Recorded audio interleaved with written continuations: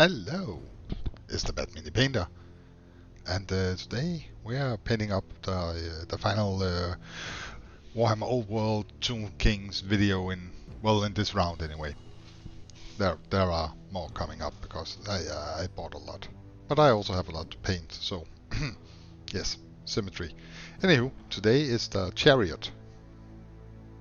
Yeah, I pronounced that correctly. Well done. So 2 skeleton horses, 2 skeleton dudes that I've glued to some sprue parts, easier to manage. And as I mentioned in my other videos, with the Tomb Kings I decided to actually do some airbrushing. I normally don't use an airbrush because I like using an ordinary brush, but there are so many models, and even though it's a bit wasteful, it was just so much faster to airbrush in this case. And even though the result is honestly slightly better with a brush, especially when it comes to applying a contrast, I do like the efficiency of the airbrush. So yeah, that's why it went like it went. So first I use palette bone from the Army Painter, and it's a speed paint. And next I go in with a bone white from Vallejo. Alternatively, you can dry brush with streamline skull. That will get the same trick done. And it's just like a zenithal light spritz. So I want to keep the palette bone in the recesses. Yes. So I just go in on top, and hopefully I don't destroy all the detail. And finally for the airbrush, it's a white scar from Citadel. And that's just a really light really light layer, only on the top of the model.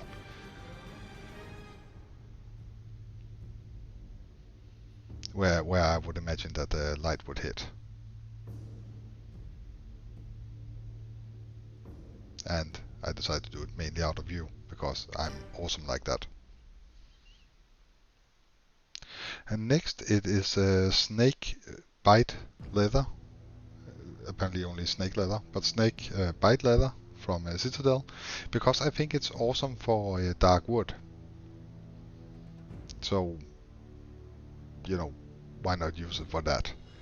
And the only wood on this model is the floor of the chariot, so it gets a decent layer of that.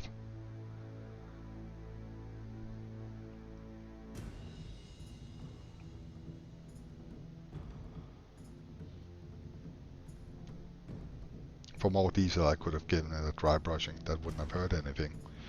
Next, demon red for the chariot, and for the spears, and well, most of the model actually.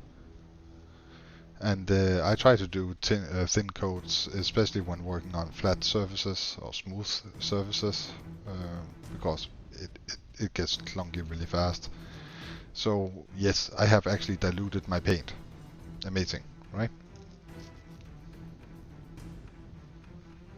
And the good thing with the first layer is that you don't have to be overly careful. Like, it can go everywhere, because we're going to cover it up in a minute. So next I do Balthasar gold, and that is for the wheels, which were hellish to paint. There are so many surfaces in odd angles, so I kept overlooking something and having to go back. So the amount of times I closed the pot and put it away and thought I was done with that, then I looked at the model and discovered a huge white spot. Well, it's more than what you can count on your fingers, because I'm an idiot like that. Next I do lead belcher, and that's for the spearheads, both on the skeletons riding the chariot and the spears on the chariot. And then I decided to add some weathering, that's not the right word, some wear and tear on the wheels, just to make it look like they've been through a war or two. Then Temple Guard blue, and that is for the armor, the helmets, the cloth between the legs of these guys, and also for the bags, the holsters on the side of the chariot. That's kind of my army color. It's not very original, but it gets the job done.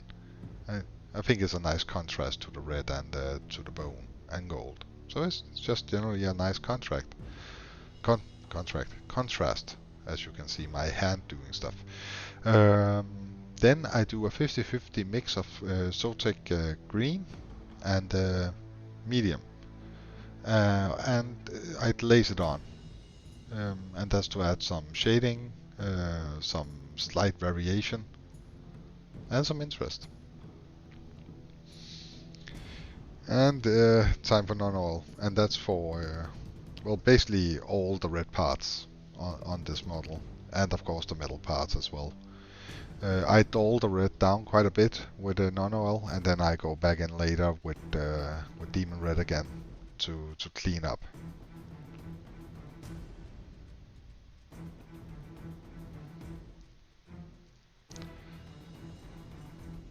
The problem for me with the non-oil is that it's fairly highly pigmented, so it has a tendency to dull everything down a little more than I actually want to. And I've tried doing the whole, like, you know, Jesus, my camera work is abysmal on this video. I'm sorry. You get the point. Paint went on model. Kind of lost track of what I was saying. Retributor armor. Gold. And that's one of the main colors for this model. Or for the Tomb Kings as a whole.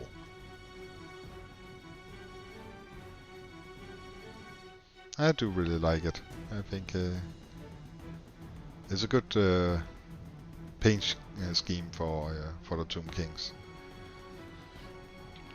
The thing with the Retributor armor is that it is of thick paint, and I did thin it down quite a bit, but not enough. Oh, next, Screaming Skull, and that's for the parchment or the whatever this is on the weapons. And also there are some on the handles of the chariot, and I give that a layer too.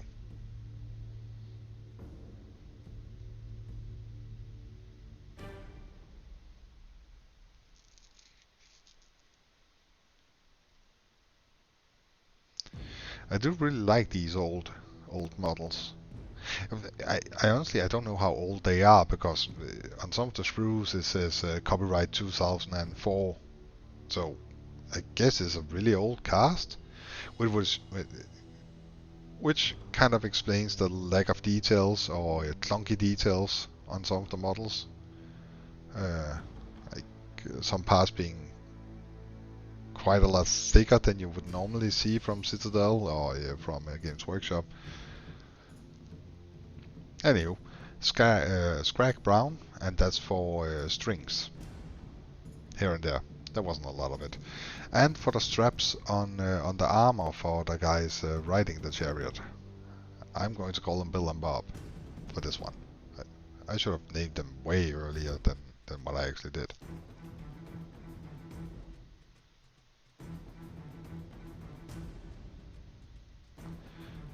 Almost done now, so time for a brown wash. And that's for all the parts that I gave a layer of Screaming Skull.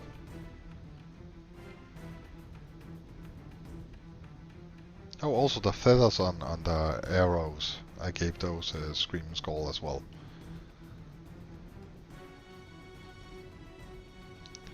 And as the last little step is to brighten up the Demon Red again. And I thinned it down further. It is a highly pigmented and really nicely flowing paint. And as it dries, the contrast will be less stark or heavy. But it is my favorite red. I highly recommend trying it out. It's a really good alternative to Mephiston Red. And I honestly think it flows better. So, touching up the last details, and then I decided that I was done.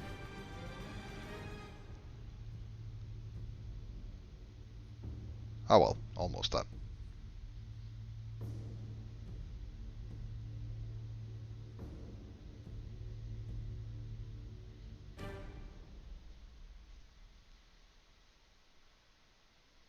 And this is the finished result.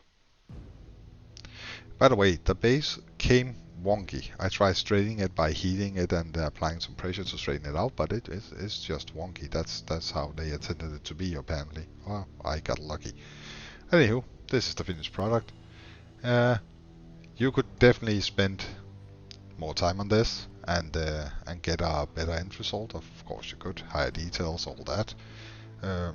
But the Tomb Kings is a horde army, and you're going to have to be painting a lot of models if you want to field an entire army, which you probably have to, let's be honest. So yeah, that was what my imagination was able to create. Anywho, if you reached this part, thank you so much for watching. I hope you enjoyed the video. If you didn't, I'm sorry. It was kind of a sloppy one. I would like to say that I normally do better, but that's a lie. Anywho, for more incoherent ramble and bad paintwork, subscribe.